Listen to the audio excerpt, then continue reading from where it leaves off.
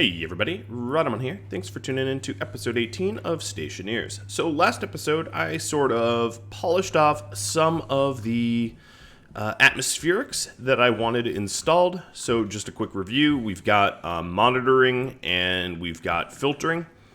Some of these monitors and filters are off because there isn't anything for inputs. One thing I wanted to do is, let's see, let me jump back up. Come on, jump, use your legs. Gravity is much weaker here. Is to probably color all of the pipes.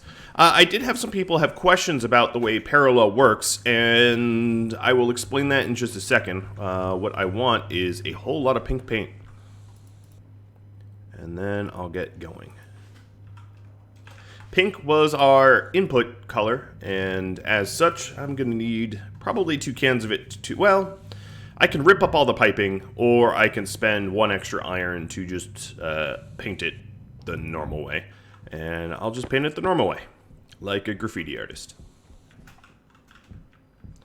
So, the way that this works, if it is confusing to you, is that this pink pipe acts as one shared reservoir for all of the gas input. So everything that comes into my filtration system goes into this pink pipe. And then what ends up happening is each of these filters acts like their own small enclosed loop. Basically, any gas that's in this pipe available will go through the oxygen filter and then back up out to the pipe. And I'm going to need more pink paint, aren't I?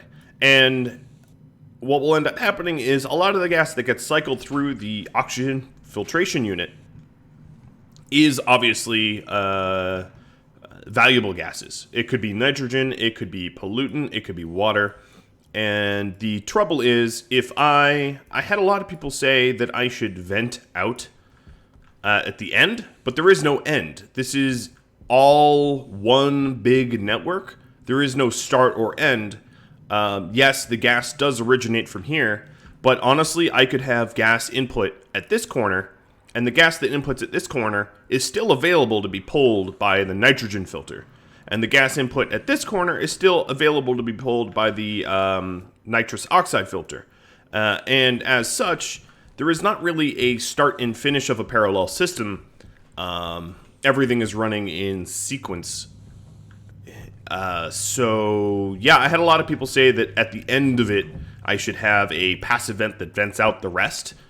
First off, what rest? Not to be rude or anything, but when you capture every possible gas that there exists in the game, there is no other. It's like saying, you know, we have a periodic table that goes up to 140, but we should add another number for the rest of the elements. There are no rest of the elements. That's the thing.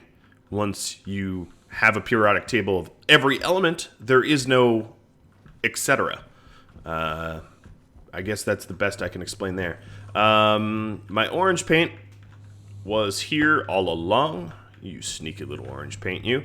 Okay, so I did have a comment that sort of struck a nerve, not a nerve, but piqued my interest from Claudius Durand, or something like that. I'm really bad pronouncing complex names, but the comment was about a control room, and I always wanted a control room. So the idea would be that the top up here, let me drop some frames. The top up here will have a control room built into my lounge area. So the idea would be to separate this room out a little bit, so half of it is a comfort lounge, you know, with a sleeper and food storage and that kind of stuff, and then the other half would be a control room. So I really like that idea, and I'm actually going to change the footprint of the base to match that idea.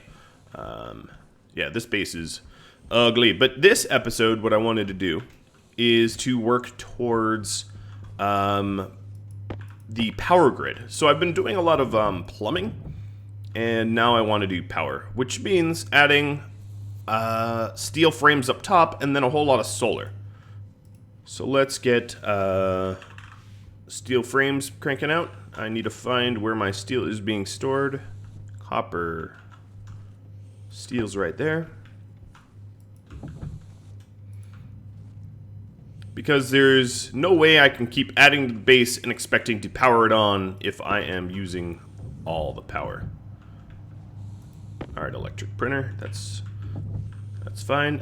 So what I'm going to be doing is making some solar power panels. So let's grab my materials here. I'm going to grab the copper and the iron.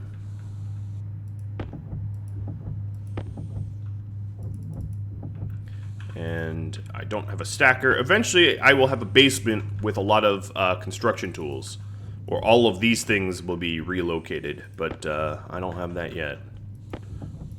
One thing at a time. The thing is, you could probably get infinitely sidetracked in this game and end up never actually getting much accomplished, so I'm trying to do one mega project at a time. As you can see, I have filled my my ore storage up pretty significantly, and we are now out of copper. I have some copper in the arc furnace.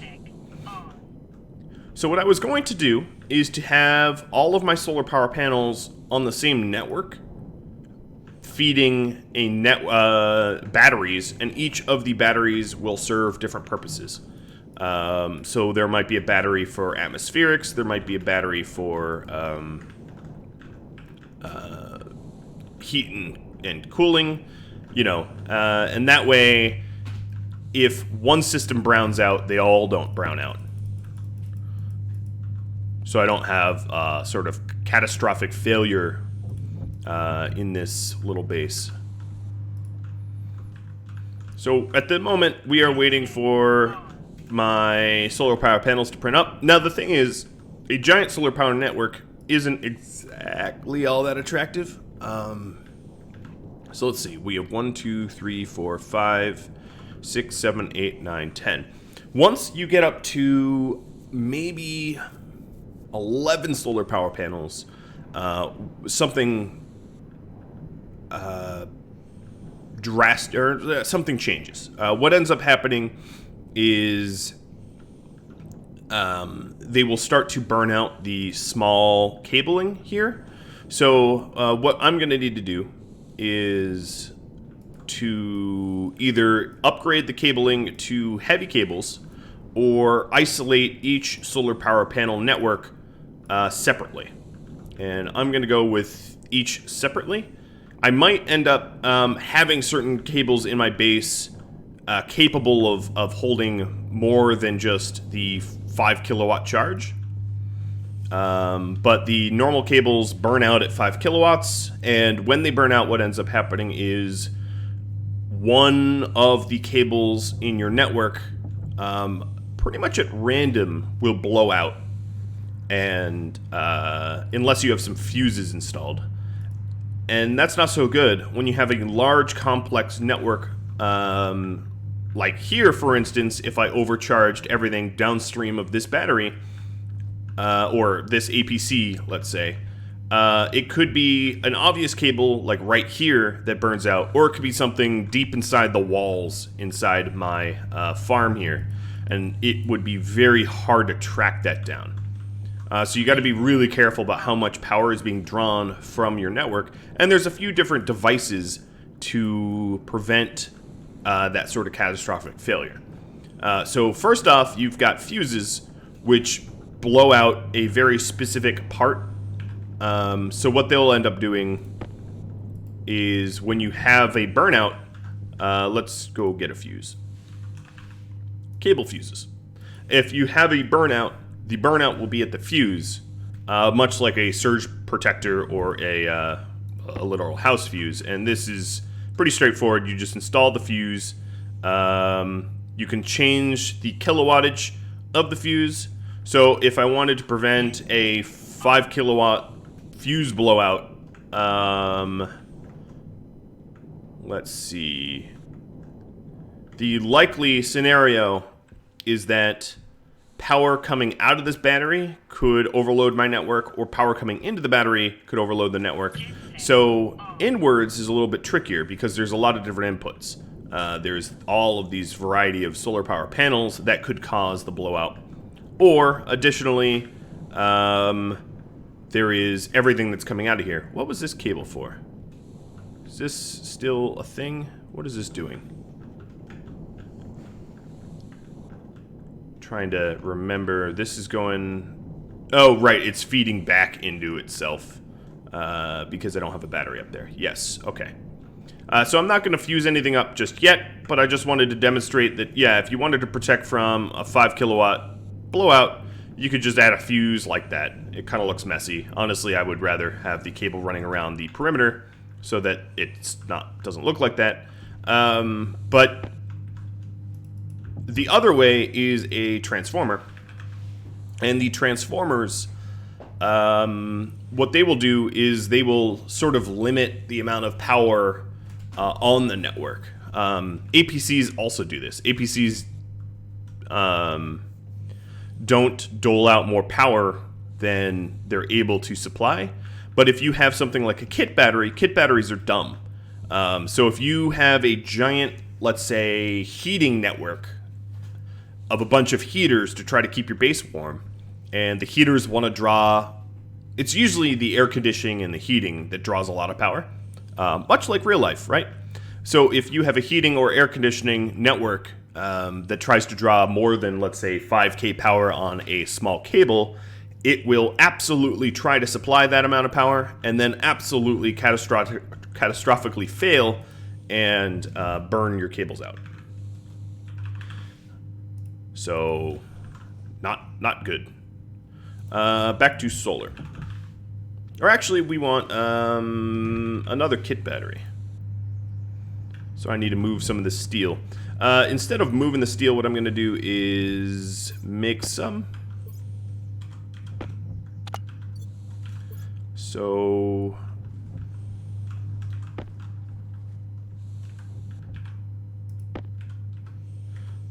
we've got my oxide and volatiles here. So let's... Hunger caution. Oh, hunger caution. Let's make sure that, okay, everything is vented out. Close the valve. Stick the volatiles in. And then stick the oxide in. Oh, let's burn the volatiles. Oxide in. It heats up. And let's do a batch of steel here. So 50 coal and 150 iron.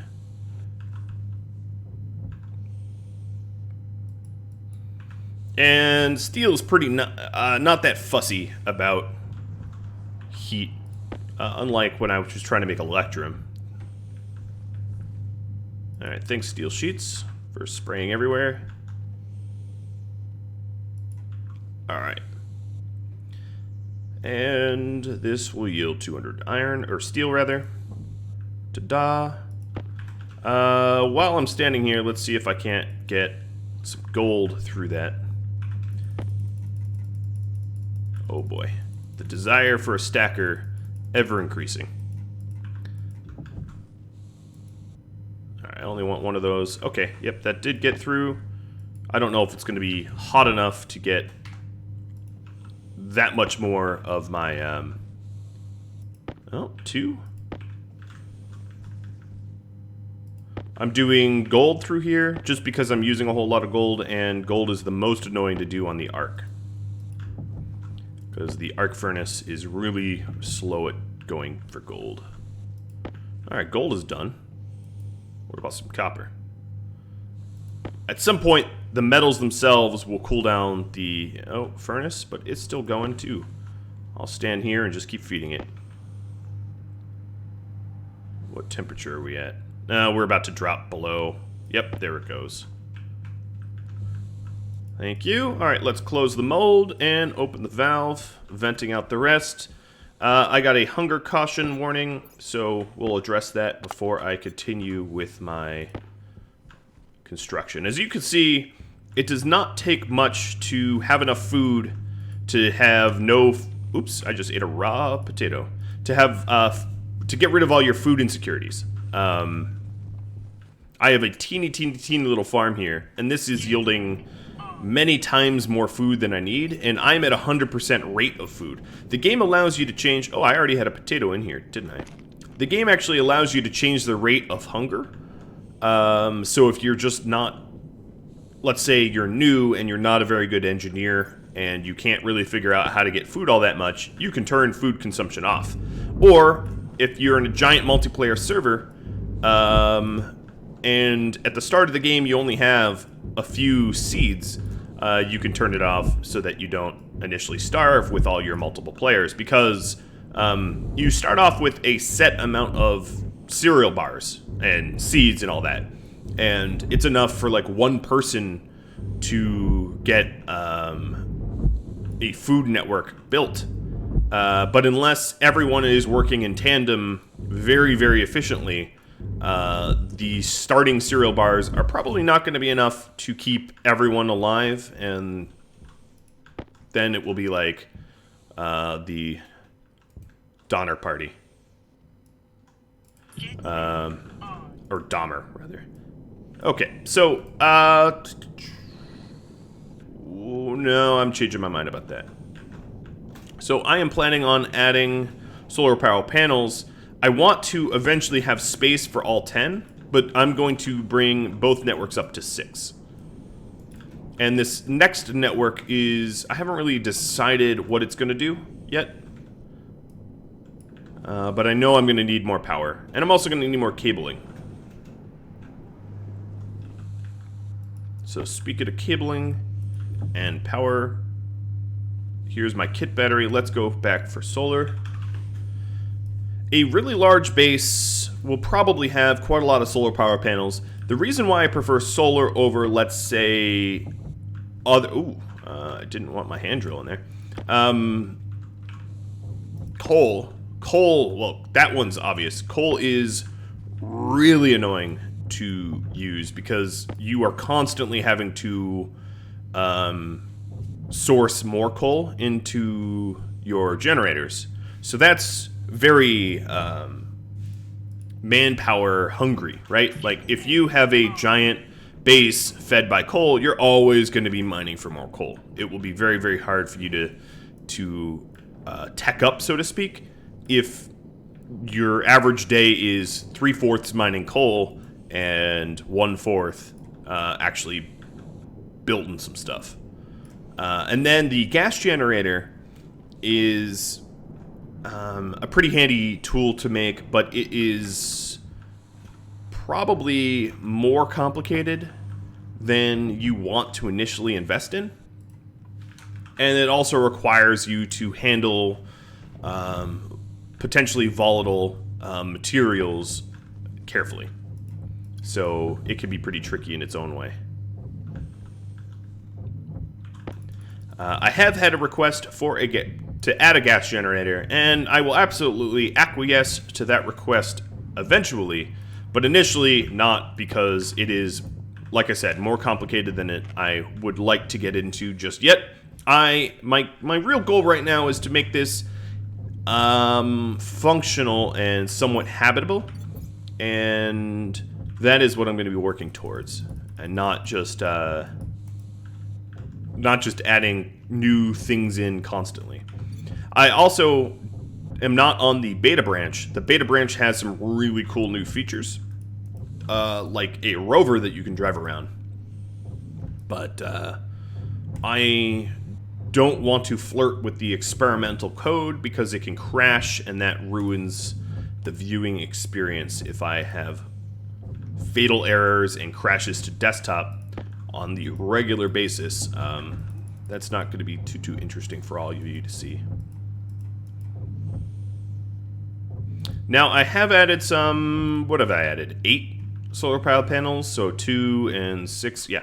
I need glass to finish them off, and I have 10 sheets, perfect. I did have some silicon smelted up already. So all these panels here, we can feed it the same data that my first panels use. This data cable, because this data cable doesn't carry power, or not enough power to cause any problems. I could double check if it carries power or not, or if it's just straight data. And then what I need to do is to have these solar power panels feed to a battery. As you can see, this is what my base is going to look like.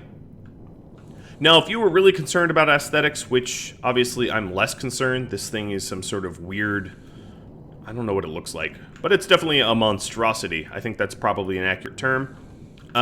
You could obviously have your solar power panels elsewhere, like way over here, and then pipe in the power from elsewhere.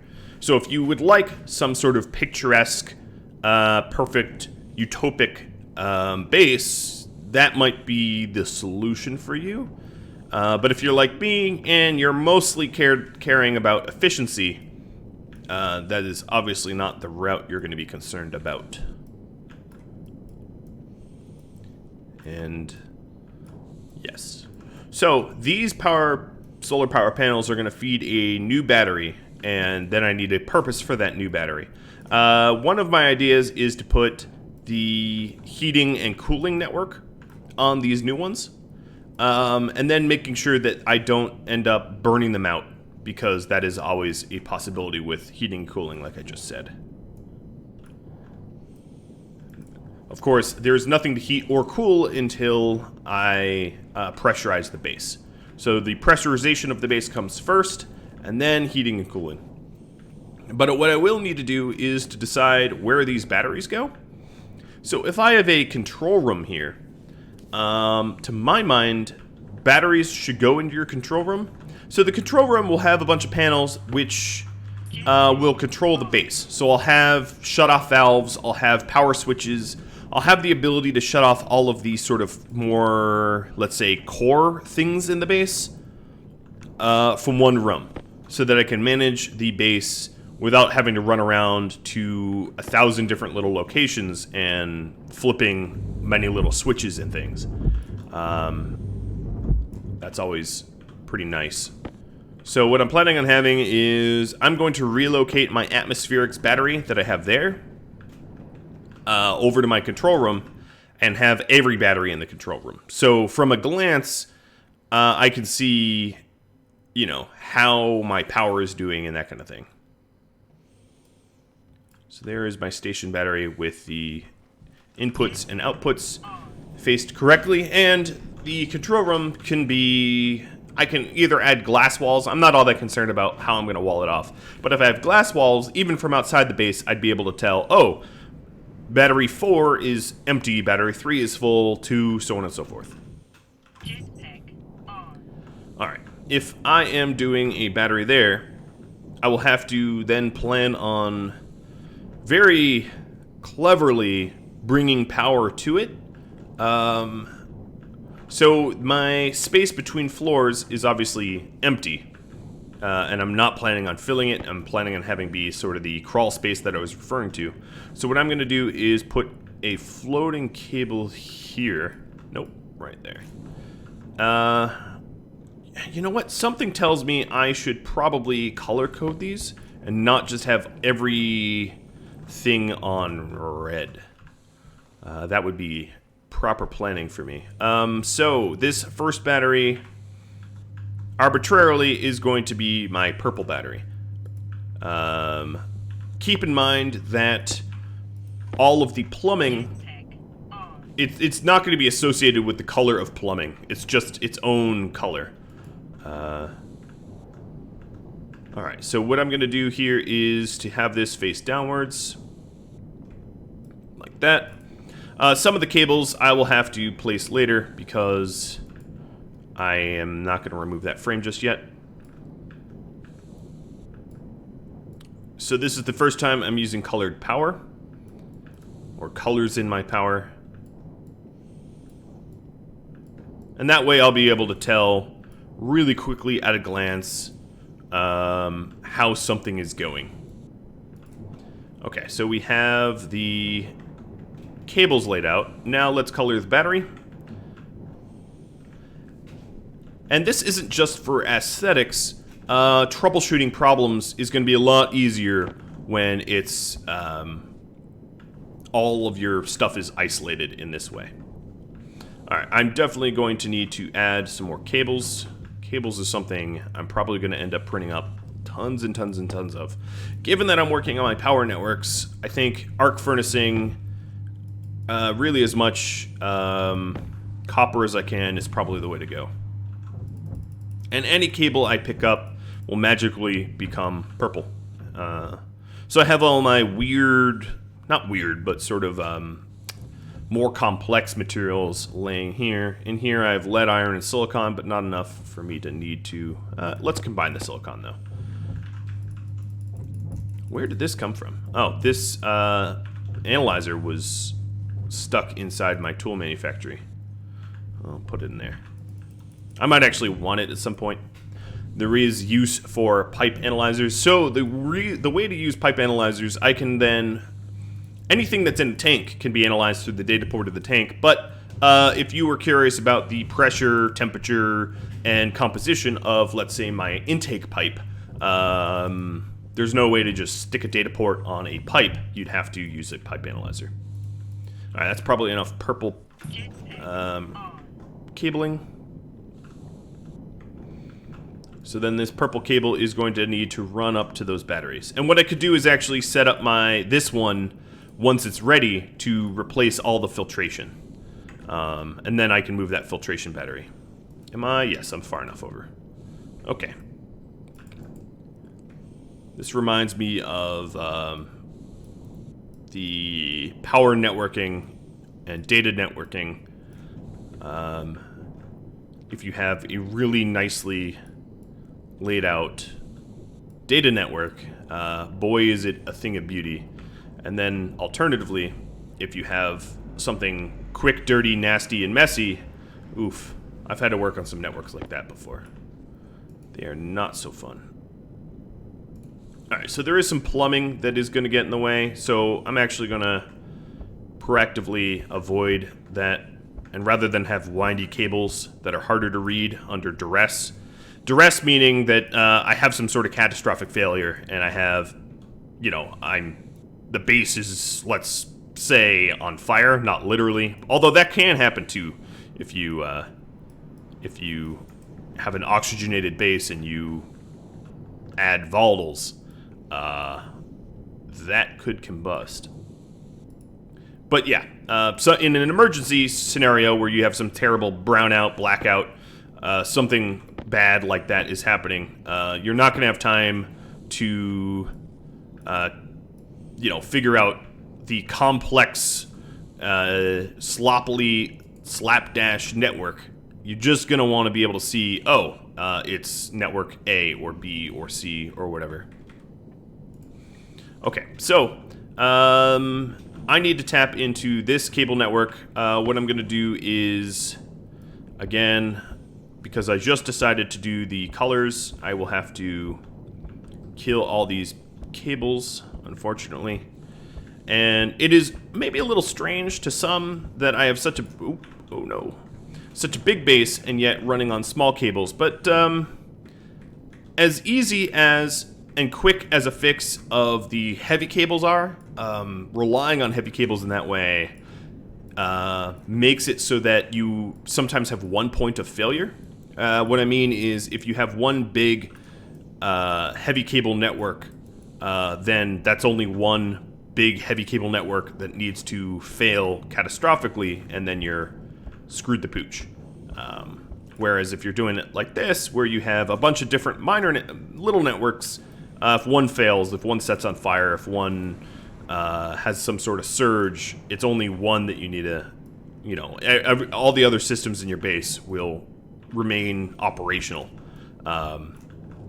Certain things in your base to really make sure that you have a network that never fails would be things like doors and airlocks. Because nothing is worse. I can't stress this enough.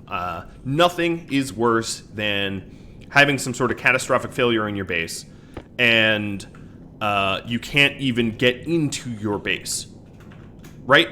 So, like, imagine that. You have some critical catastrophic failure, like your base is on fire, but the door won't open. And the only way to open the door would be to literally...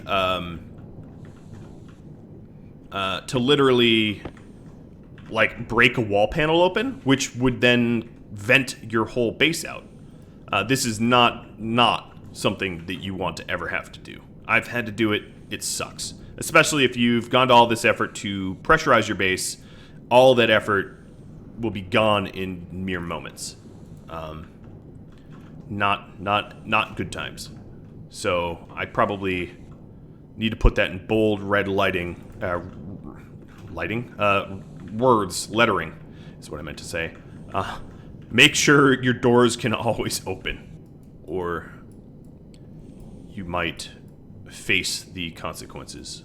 That's probably the biggest ones, is your airlocks ought to be on their own APCs with their own battery supply, so that in the case of some sort of outage, doors can remain opening and closing for hours afterwards.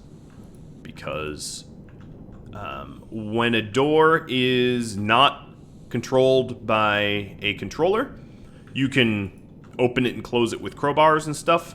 But as soon as you add a door to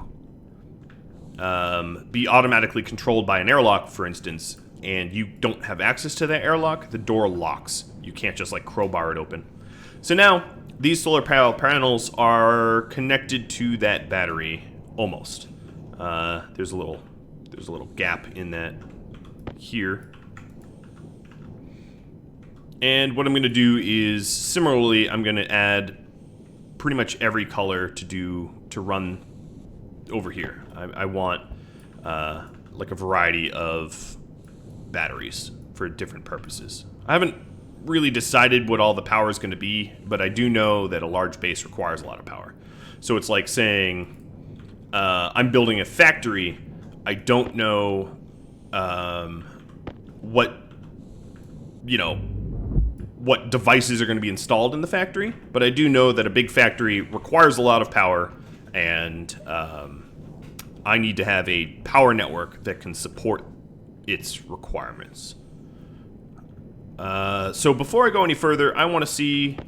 Let's eat my potato. And then I'm going to use my network analyzer to look at the data network that I have here to make sure that tapping into it is not going to be a problem.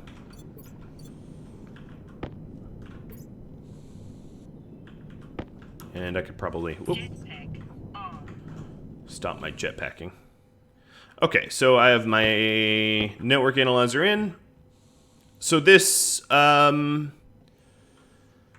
this power network has the IC housing on it, the integrated circuit, and then some elevator shafts and the batch writers, and that's it.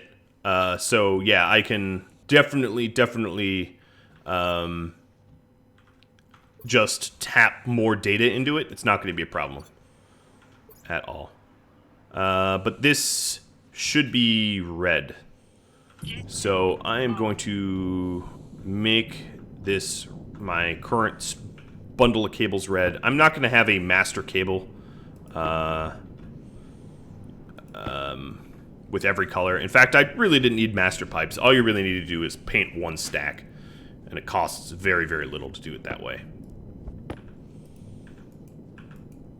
Alright. And I'm going to need a lot more cabling for this.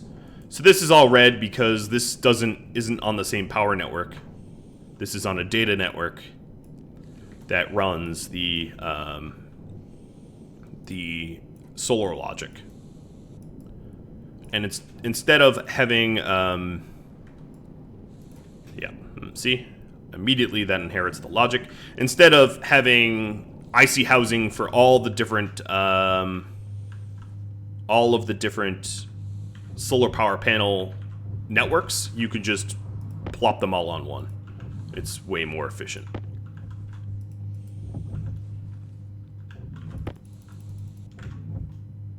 Well, guys, the rest of this base I'm going to have to do next episode, but the rest of what I'm working on right now is going to have to wait for next episode. So if you have any tips, tricks, feedback for me, drop me a line. Keep in mind that some of these are pre-recorded because I am moving this week, and I am not going to be able to address your feedback in real time, but I will as soon as I am back doing sort of the daily episodes. And I do hope that you've appreciated this. Thanks for all your wonderful feedback. I love the discussions that are happening on Discord. Because the wiki is not official, the Discord is a great place to learn about the game from all of the veteran players that are on the Discord. Adios, everybody. I'll catch you all next time.